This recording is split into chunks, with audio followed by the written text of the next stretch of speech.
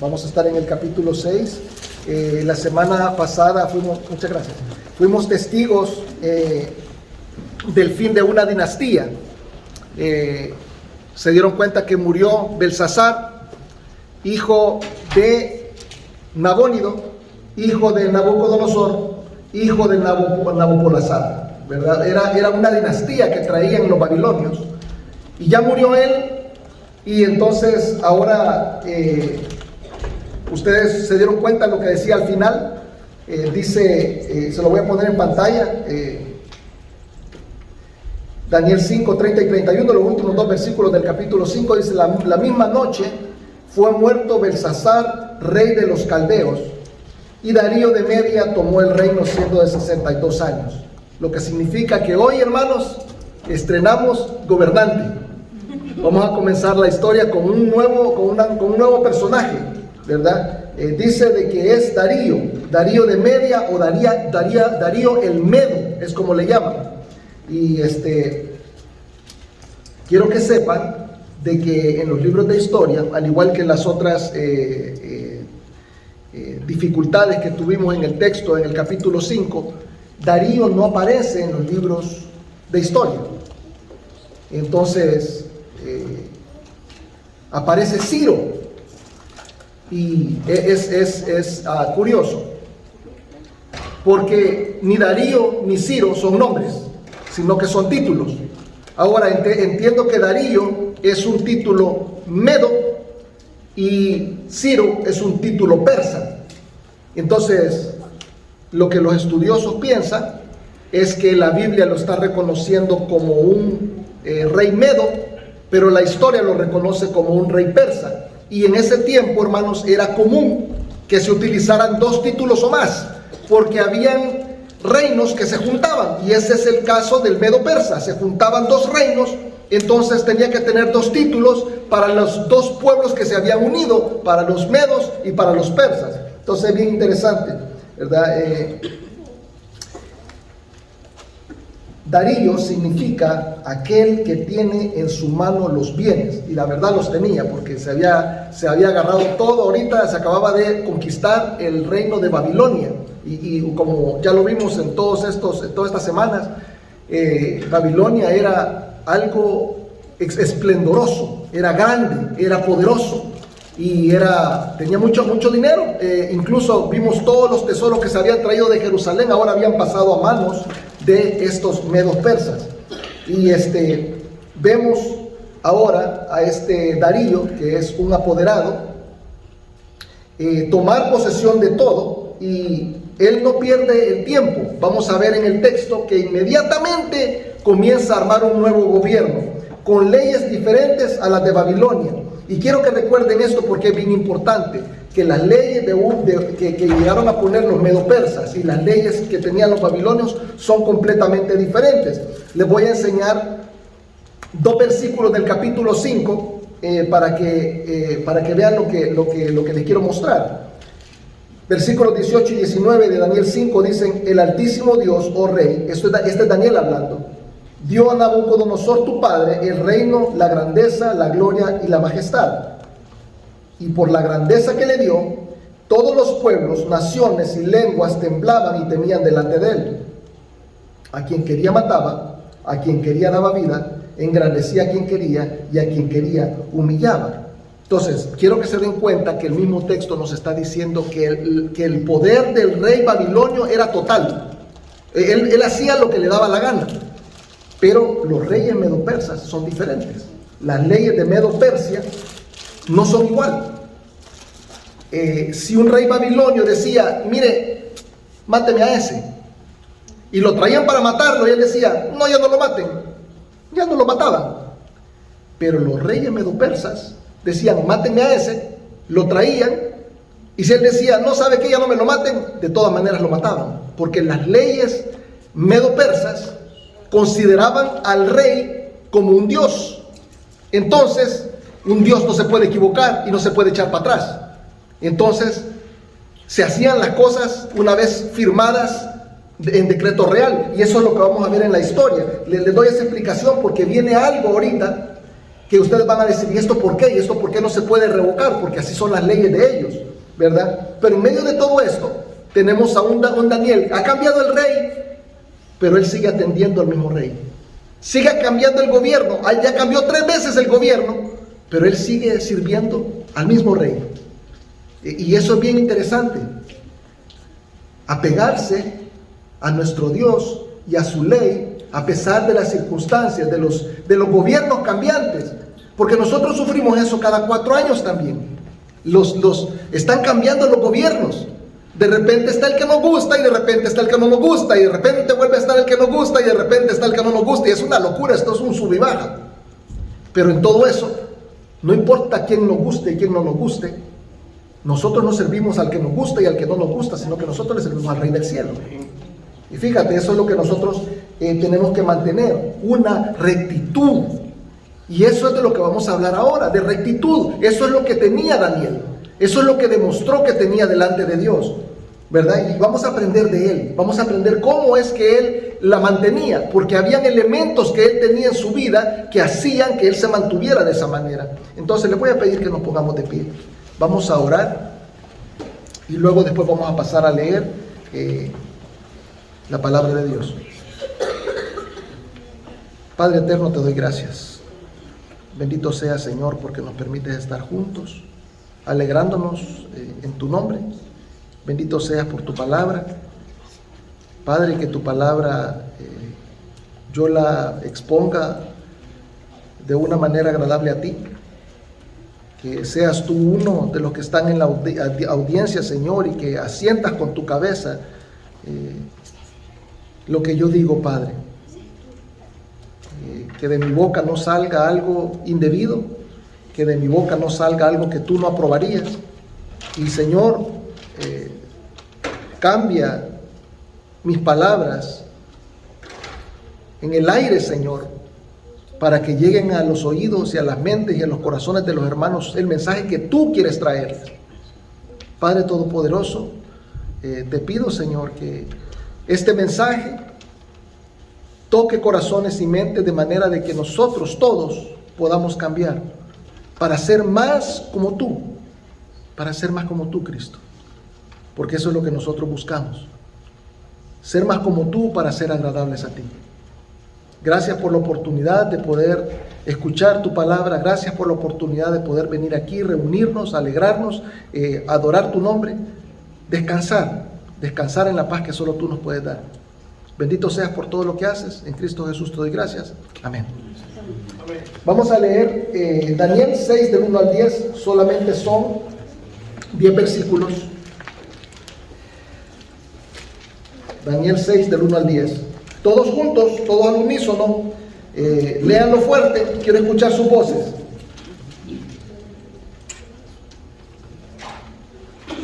Daniel 6:1. Pareció bien a Darío constituir sobre el reino 120 sátrapas que gobernasen en todo el reino, y sobre ellos 3 gobernadores, de los cuales Daniel era uno, a quienes estos sátrapas diesen cuenta para que el rey no fuese perjudicado. Pero Daniel mismo era superior a estos sátrapas y gobernadores, porque había en él un espíritu superior, y el rey pensó en ponerlos sobre todo el reino. Entonces los gobernantes y sátrapas buscaban ocasión para acusar a Daniel en lo relacionado al reino, mas no podían hallar ocasión alguna o falta, porque él era fiel, y ningún vicio ni falta fue hallado en él. Entonces dijeron aquellos hombres: no hallaremos contra este Daniel ocasión alguna para acusarle, si no la hallamos contra él en relación con la ley de su Dios. Entonces estos gobernadores y sátrapas se juntaron delante del rey y le dijeron así: Rey Darío para siempre vive. Todos los gobernadores del reino, magistrados, sátrapas, príncipes y capitanes, han acordado por consejo que promulgues un edicto real y lo confirmes, que cualquiera que en el espacio de 30 días demande petición de cualquier dios u hombre fuera de ti, oh rey, sea echado en el foso de los leones. Ahora, oh rey, confirma el edicto y fírmalo, para que no pueda ser revocado conforme a la ley de Media y de Persia, la cual no puede ser abrogada.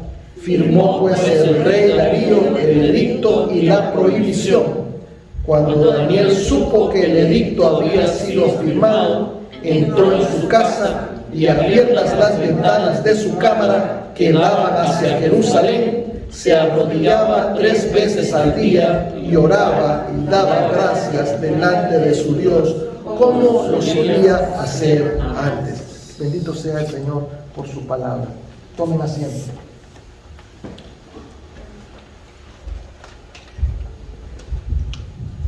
El nuevo gobierno está organizándose para funcionar de esta manera. 120 encargados, sátrapas, ¿verdad? Eran administradores, 120 administradores, y tenían 3 gobernadores. De esos 3 gobernadores, Daniel era uno, pero el rey estaba pensando hacerlo a él el que estaba por encima de esos 3 y encima de esos 20. Yo no sé a quién le habrá comentado la idea el rey, pero parece ser de que así como aquí, ¿verdad? El chisme corre rápido, porque ya se enteraron y no les ha gustado, y estaban viendo la manera de no obedecer al anciano extranjero, porque eso es lo que era Daniel. Él no era de ese lugar, era un extranjero, y ya estaba viejo. Se calcula que en ese momento Daniel tenía unos 85 años. 85 años. Y me parece interesante lo que Dios me hizo ver cuando yo me di cuenta de esta realidad, y se la voy a compartir, y quizás no tiene que ver con los puntos del mensaje, pero quiero abrirle mi corazón con respecto a esto. Cuando estaba en el proceso de comenzar la iglesia, yo sentía que me estaban avanzando los años. Ustedes saben que tengo 50 años, voy a cumplir 51. Y yo dije: Señor, yo me estoy haciendo viejo y no veo que se abre la puerta para comenzar la iglesia. Y entonces yo sigo todavía con esa mentalidad. Yo creo que es mentalidad americana ya, de que a los 65 se muere la flor, ¿verdad? Yo dije: ¿qué me quedará? Unos 15 años de servicio al Señor. Y a mí se me hace muy poco.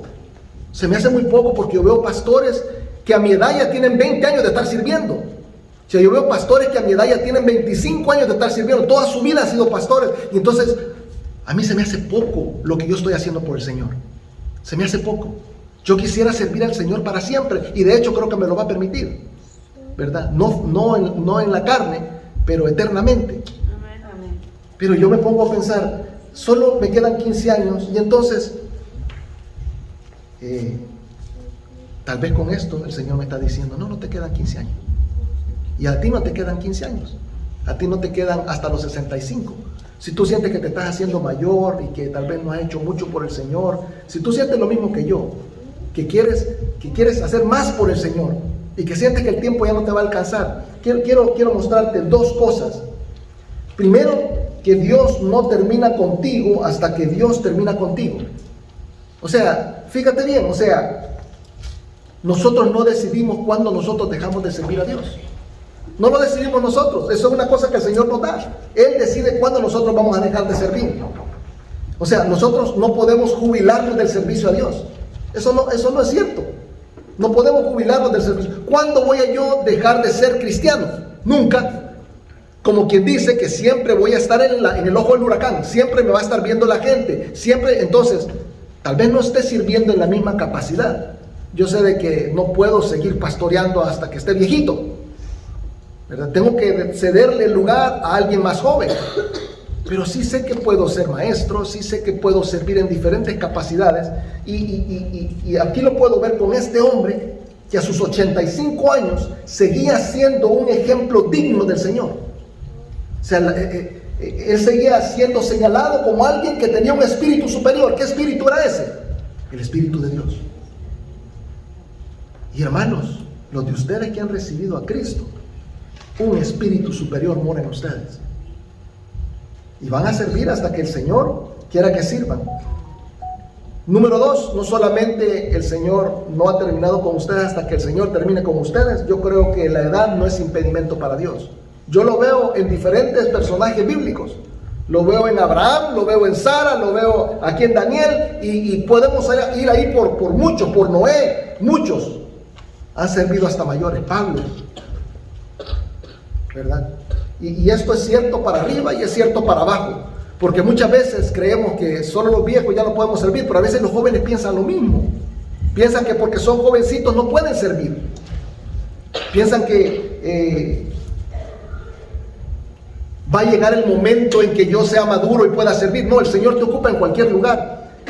Y para eso estamos observando la vida de Daniel. Fíjate que en Daniel 1,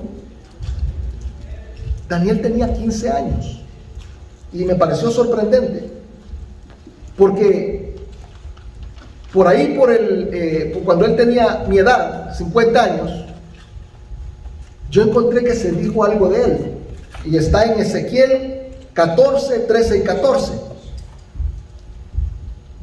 Mira lo que dice Ezequiel. Dice: hijo de hombre, esta es una profecía. Hijo de hombre, cuando la tierra pecare contra mí, rebelándose pérfidamente, y extendiere yo mi mano sobre ella, y le quebrantare el sustento del pan, y enviare en ella hambre, y cortare de ella hombres y bestias, si estuviesen en medio de ella estos 3 varones, Noé, Daniel y Job, ellos por su justicia librarían únicamente sus propias vidas, dice Jehová el Señor. Hermanos, Ezequiel era contemporáneo de Daniel. Daniel fue enviado de Babilonia a Jerusalén, de Jerusalén a Babilonia, la primera deportación. Ezequiel fue enviado de Jerusalén a Babilonia, la segunda deportación. Lo que quiere decir 2 cosas. No solamente eran contemporáneos en el tiempo, sino que eran 2 veces contemporáneos geográficamente. En algún momento estuvieron juntos en Jerusalén y en algún momento estuvieron juntos en Babilonia. Y fíjate que el Señor le da una profecía a Ezequiel para que exalte a un hermano suyo de su pueblo en el momento en el que él está vivo. Es como que a mí me diga: mira, Rafael, menciona cómo es tu hermano Eddie, menciona cómo él es de fiel conmigo. Me pareció sorprendente de que uno tuvo que señalar al otro como un ejemplo. Pero ahora Daniel era ejemplo a los 15 años, Daniel era ejemplo a los 50 años, y aquí en este momento lo estamos viendo a Daniel como ejemplo a los 85 años. Toda su vida fue ejemplar. Toda su vida fue ejemplar.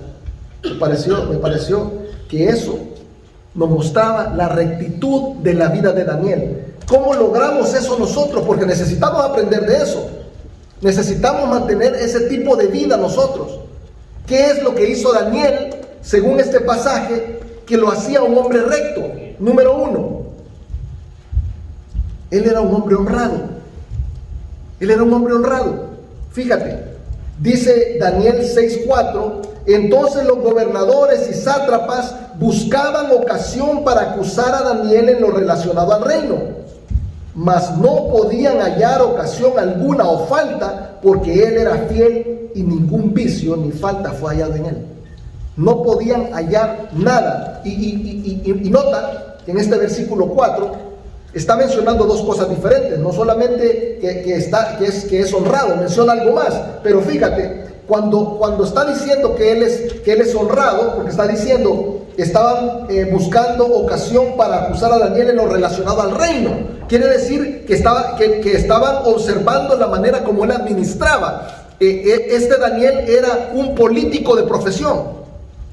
Pero ¿qué diferencia con los políticos de hoy? Porque dice de que no pudieron ver que tergiversaba fondos. No pudieron encontrar cuentas ocultas. No pudieron encontrar, esqueletos en el closet. Porque usted sabe que ahora a un político le buscan y le hallan. A este le buscaron y no le hallaron nada. No se había beneficiado de los negocios del rey. No había aceptado soborno. No había hecho nada indebido. No podían comprobarle nada. O sea, era un hombre recto. No robaba, no mentía, no engañaba. Hacía su trabajo como debía de hacerlo. Ahora, a mí no me gusta ponerme de ejemplo, pero en el trabajo donde yo estoy, hay muchas maneras de robar. Y quiero que sepan de que yo tenía compañeros de trabajo que estaban en la posición mía en otras propiedades, y yo los miraba robar. Yo miraba lo que hacían, yo sabía lo que hacían, yo me enteraba. Y hermano, tenía gente que llegaba a mi oficina y me decía, mire, si usted me da este contrato de pintura, yo le devuelvo tanto mensualmente y nadie se va a dar cuenta. Y eran gente que eran amigos de mi jefe. Y yo digo, esta gente no tienen ninguna clase de ética. Porque conocidos de mi jefe, ¿verdad? Pero yo no los agarraba. Yo agarraba, no era tampoco por una cosa o por la otra, sino que porque yo ya tenía una persona que me estaba haciendo el trabajo. Y si yo tengo una persona que me hace bien el trabajo, yo no la cambio. O sea, esa es costumbre mía. Yo tenía a alguien, entonces no lo cambiaba. Pero él llegaba y a mí me ofendía que me dijera eso. Me ofendía. Entonces, hay gente que si se presenta la oportunidad, dicen, ok. Daniel no hacía eso. Daniel no lo hacía. Le podía llegar la oportunidad y él la dejaba pasar. Porque él era honrado. Y esa es una manera de vivir. También el versículo 4 está diciendo que era decente. Fíjate bien. Dice, ningún vicio ni falta fue hallada en él. Cuando está hablando de vicio, ya no está hablando de cuestiones administrativas.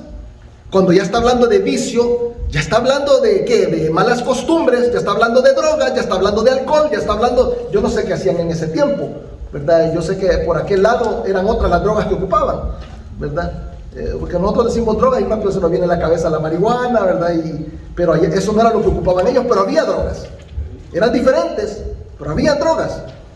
Y el vino, eso es lo que tomaban vino. Y el vino puede tener una concentración de alcohol tan fuerte como el alcohol.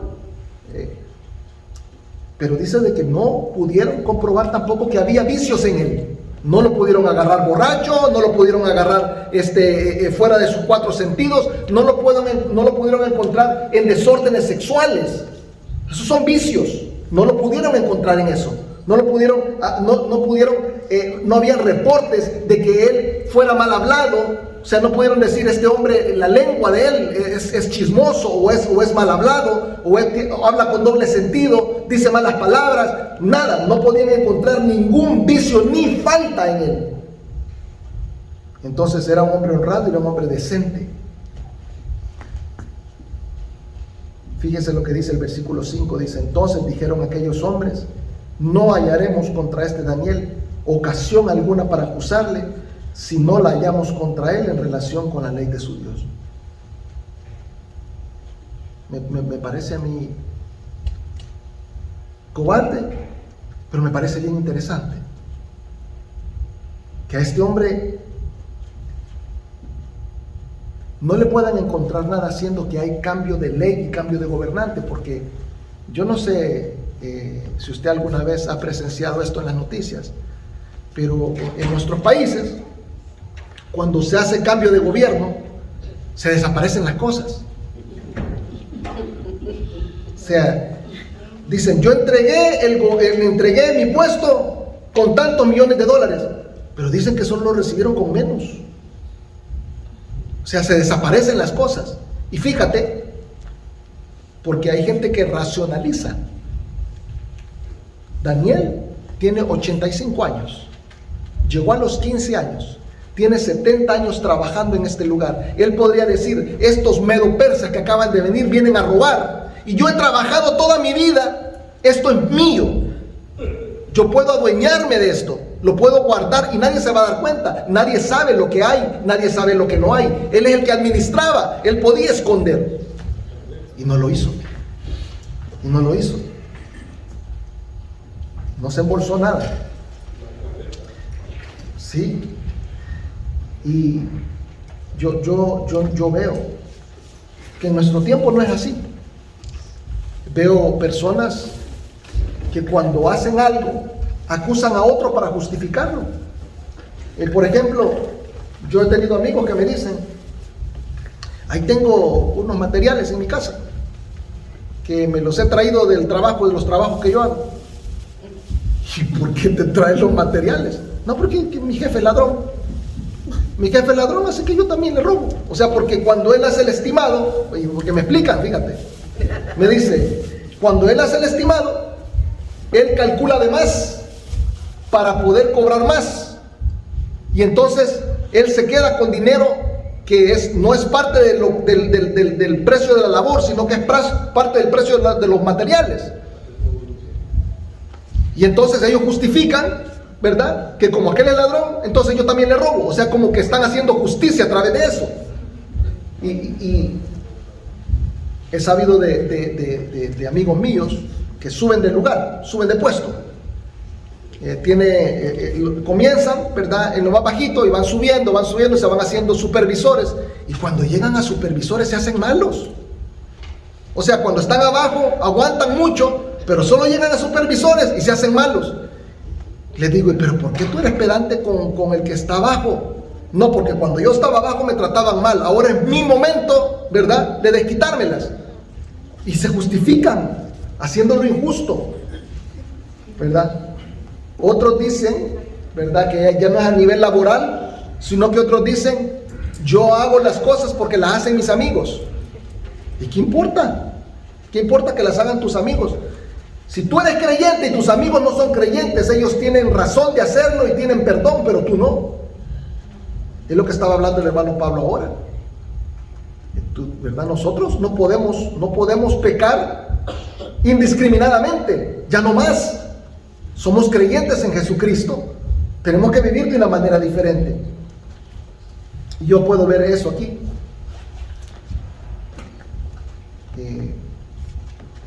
Los cristianos nos estamos acostumbrando mucho a vivir como la gente del mundo. Se nos está haciendo muy común y muy corriente. Una vez me quedé sin trabajo y un hermano de la iglesia me llevó a trabajar con él. Y en la iglesia era un hombre serio y callado. Y cuando me llevó a trabajar, era un hombre vulgar y no había mujer que respetara a él en la calle. Y la lógica de él era de que la iglesia es la iglesia y la casa y la calle es la calle. Así me decía él. Y fíjate que tiene razón. La iglesia es la iglesia y la calle es la calle, pero él sigue siendo el mismo en los dos lugares. Lo que no está pensando él es de que uno no puede ser una cosa en un lugar y otra cosa en otra. Los lugares son diferentes, pero la persona es la misma. Debe mantener su actitud y su manera de ser en los dos lugares. Si tú eres cristiano, debes de representar a Jesucristo en todo momento. No se te puede olvidar. No se te puede olvidar. No podemos compartimentar nuestra vida. No podemos hacer eso. A mí me decepcionó mucho el hermano. La verdad, me decepcionó profundamente. Estábamos hablando el jueves con los hermanos que están recibiendo la clase para el bautizo.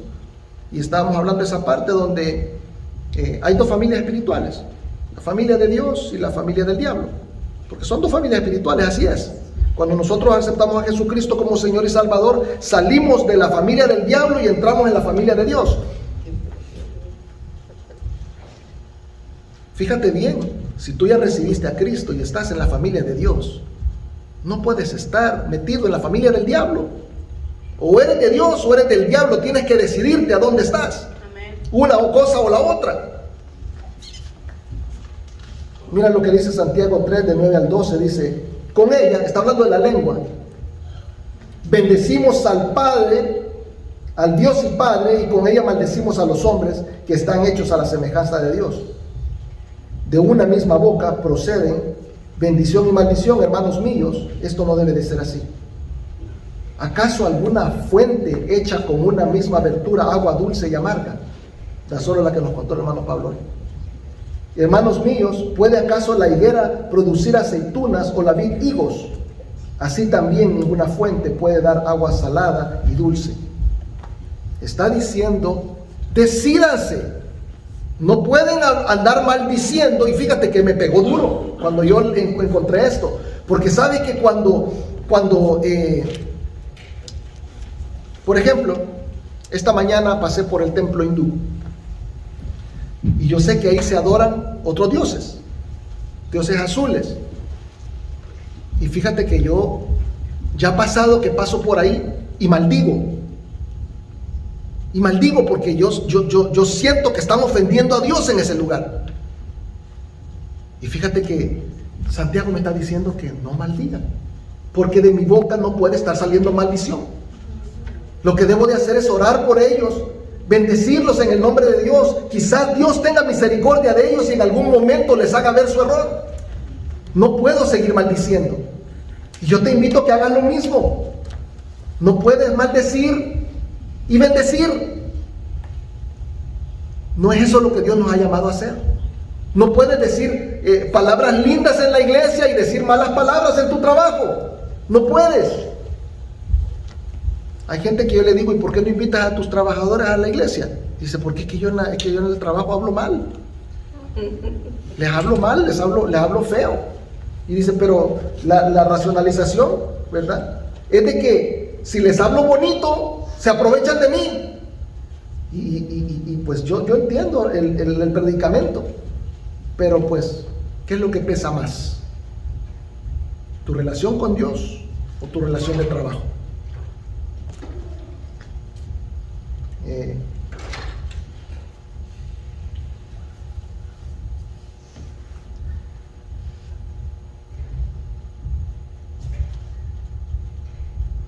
Yo creo que el testimonio de Daniel nos hace que nosotros pensemos, tanto a jóvenes como a viejos, de que tenemos que vivir una vida diferente. Estoy viendo que gente no creyente está buscando la manera de acusarle y no encuentran cómo. ¿Será que a nosotros, si alguien que no cree en Dios comienza a buscarnos de qué acusarnos, si encuentra de qué acusarnos? Yo estoy seguro que sí. Sí encuentra de qué acusarnos. Si no es una cosa es otra. A veces nos acusan falsamente y eso está bien. La Biblia dice que si te acusan falsamente, eres bienaventurado, ¿verdad? Así que yo paso de bienaventuranza en bienaventuranza todo el tiempo. Pero, hermanos, la verdad es de que sí tenemos áreas de nuestra vida que pueden ser mejoradas. Pueden ser mejoradas, ¿verdad? Nosotros nos quejamos constantemente de compartir en nuestros trabajos, en nuestro estudio, en nuestra escuela y en los diferentes lugares donde nos encontramos con otras personas, con gente que no son creyentes, porque nos ofende su manera de hablar, nos ofende su música, nos ofende sus costumbres, nos ofende sus dichos, nos ofende todo. Pero, hermano, te invito a no quejarte. Te invito a no quejarte, te invito a no alejarte de ellos, porque Dios no nos manda a vivir una vida monástica, sino que nos manda a ser ejemplares en medio de gente que no lo conoce.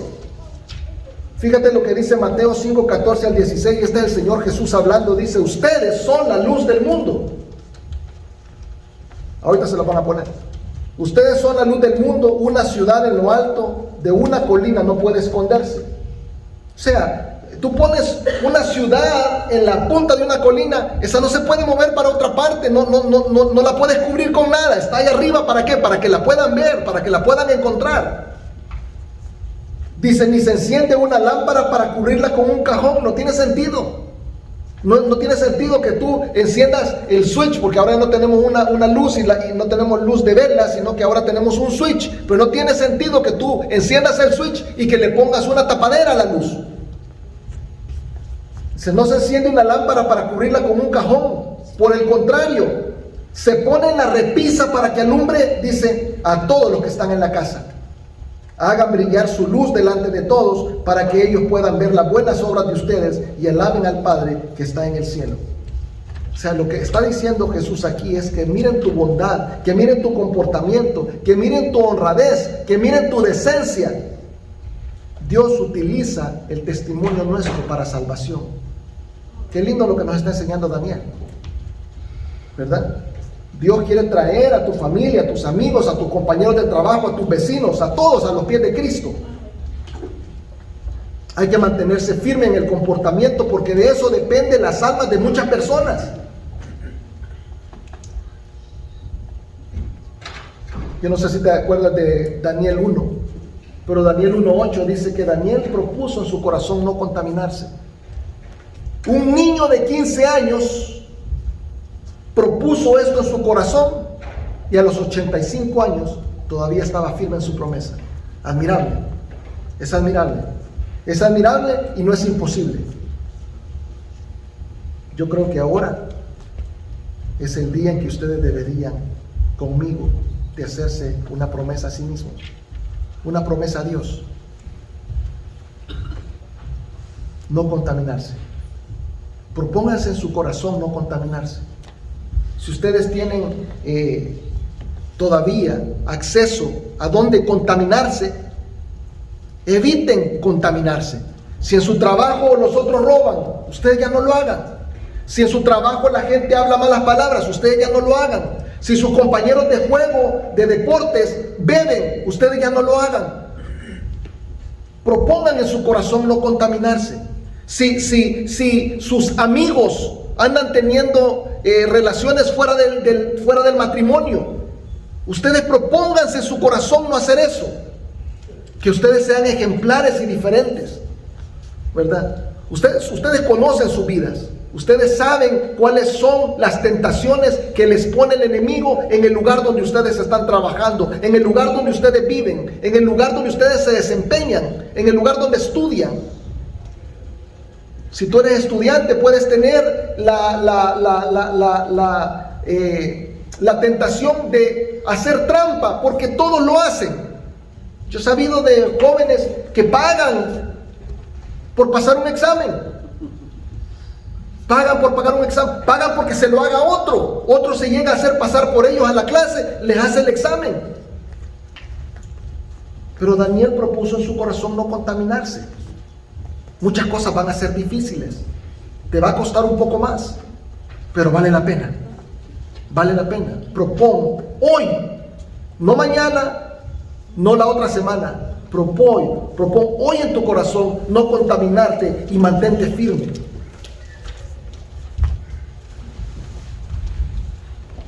Impresionante que estos gobernantes y sátrapas tuvieron que buscar estratagemas para poder agarrar en algo indebido a Daniel. Fíjate que Daniel lo que se puso a hacer es algo bien importante, y es la tercera cosa que le voy a mostrar hoy. Daniel se puso a orar. Y yo creo que esta es la más importante de las tres, y creo que las otras dos dependen de esta. Fíjate, versículo 9. Firmó pues el rey Darío el edicto y la prohibición. Cuando Daniel supo que el edicto había sido firmado, entró en su casa y, abiertas las ventanas de su cámara que daban hacia Jerusalén, se arrodillaba 3 veces al día y oraba y daba gracias delante de su Dios, como lo solía hacer antes. Yo les recuerdo cuál es la ley. La ley decía: cualquiera que en el espacio de 30 días demande petición de cualquier dios u hombre fuera de ti, oh rey, sea echado en el foso de los leones. Pero Daniel, en cuanto se dio cuenta, inmediatamente se fue a abrir las ventanas y se puso a orar. En el mismo momento, dice, en cuanto Daniel se dio cuenta, fue y rompió el edicto del rey. Yo me doy cuenta de que Daniel, mucho antes del Nuevo Testamento, nos está diciendo lo mismo que nos está diciendo Hechos. Lucas nos está diciendo de que nosotros no podemos obedecer a los hombres antes que a Dios.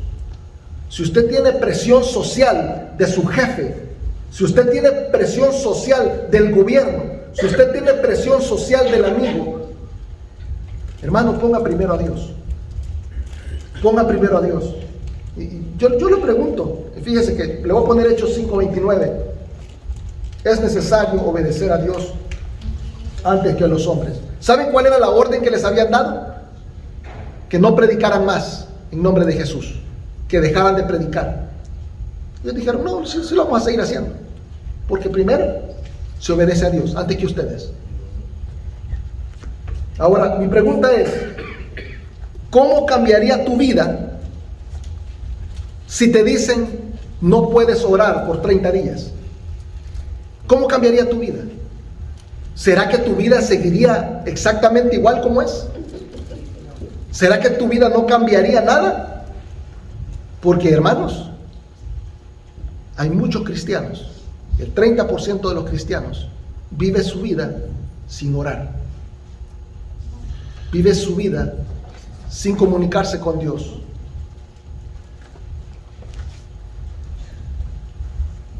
Dice el Pew Research Center, que es una firma respetable de encuestas, que el 32% de los cristianos no entienden el poder de la oración, porque solo el 68% de los cristianos convertidos ora una vez al día. Solo el 68%. 32%, exactamente el 30%, uno de cada 3 cristianos no está orando, no ora. Y esto es triste y es fuerte, porque si no hay intimidad, no hay crecimiento espiritual, y si no hay crecimiento espiritual, entonces no hay decencia y honradez. Tiene que haber dependencia de Dios para poder crecer espiritualmente. Fíjese que nosotros estamos acostumbrados a controlar todo. Cuando, yo no sé si ustedes han ido a una entrevista de trabajo donde le preguntan, ¿dónde crees que estarás en los próximos 10 años? No sé ni dónde voy a estar mañana, pero la gente quiere saber dónde va a estar en los próximos 10 años. Y ¿saben qué es lo que quieren ver? Quieren ver tu ambición. Y quieren ver si tú tienes una proyección, si eres una persona organizada. Pero la verdad es que esa organización está de más. Hermanos, muchas veces yo he hecho planes, no salen como yo los hice. Muchas veces. Bueno, para muestra un botón, la iglesia. Yo pensé 1000 maneras como la iglesia iba a nacer. ¿Y saben cómo nació? Como yo no me lo imaginé. Porque los planes de Dios, hermanos, son completamente diferentes a los nuestros. Pero ¿cuál es la manera de que nosotros podamos ir dilucidando el camino que Dios nos va llevando? Por medio de la oración. Es la única manera. Y fíjate que es bien curioso que cuando nosotros venimos a los pies de Jesucristo, nosotros le decimos, Señor, ¿cómo es la oración del pecador? Con la que hice yo fue, Señor, te entrego mis pecados, te pido perdón, me arrepiento, voy a cambiar mi vida, te entrego el control de mi vida. Pero aquí estamos en el cristianismo queriendo hacer lo que nosotros queremos y haciendo las cosas por nuestras propias fuerzas, con nuestra propia plata, con nuestro propio conocimiento, con nuestro propio músculo. El 30% de nosotros estamos haciendo eso.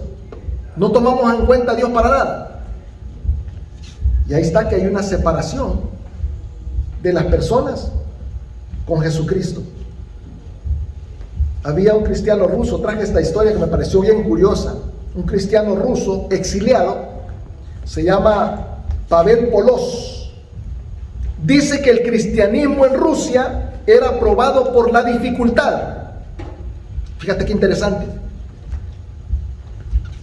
Se viene para Estados Unidos, lo aceptan como, ¿cómo se llama? Asilo político, se viene para acá.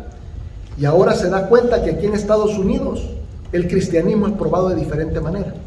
Ya no es probado por la dificultad. Dice que aquí el cristianismo es probado por la libertad. ¿Y eso? ¿Cómo se prueba por la libertad el cristianismo? Y dice sí. Y le preguntaron, ¿y cuál crees que es el más difícil? Y dice el que ustedes tienen aquí. La prueba de allá es brava, pero aquí es más difícil. Y dice, ¿pero por qué? Dice, ¿por qué nadie te pone presión? Te puedes relajar y puedes desconcentrarte de Jesús y sus enseñanzas y de cómo quiere que vivas. Es cierto. Aquí nadie te anda poniendo presión. Es más, en las iglesias donde se te pone presión, la gente se va. No quieren que les pongan presión. Quieren que los dejen hacer lo que ellos quieran. Las iglesias que más están creciendo son las iglesias donde no se toca el tema que ofende a la gente. Esas son las iglesias que están haciendo grandes. Las iglesias donde si hay homosexualidad, de la homosexualidad no se habla. Si hay vicio de bebida, no se habla de eso tampoco, porque tenemos la mitad de los congregantes son borrachos. Y entonces el pastor está hablando ahí arriba con miedo todo el tiempo, porque si habla de un pecado que ofenda a uno de sus congregantes, se va a ir. No quieren presión, quieren un cristianismo light. Un cristianismo light en el que pueden venir a cantar, pueden venir a estar junto con los hermanos, convivir con ellos y hacer lo que les da la gana cuando están afuera de la iglesia. Pero esa no es la vida que Cristo quiere de nosotros. Esa no es la vida que Cristo quiere de nosotros. No permitas que tu libertad te haga olvidarte de la rectitud que tienes la obligación de vivir delante de tu Dios. El pastor ciertamente no te va a andar apretando. Tú tienes la responsabilidad. Sí es cierto lo que dice Pavel. Sí es cierto lo que dice Pavel.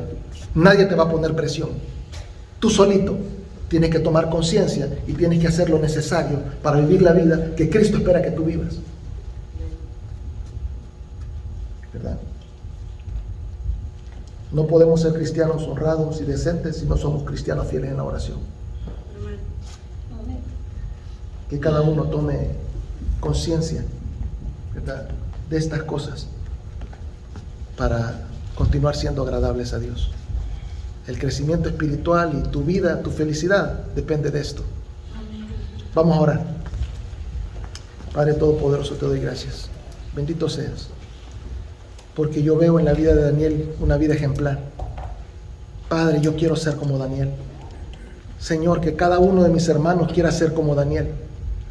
Padre, que cada uno de mis hermanos, así como yo, se comprometa el día de hoy a vivir una vida diferente para ti.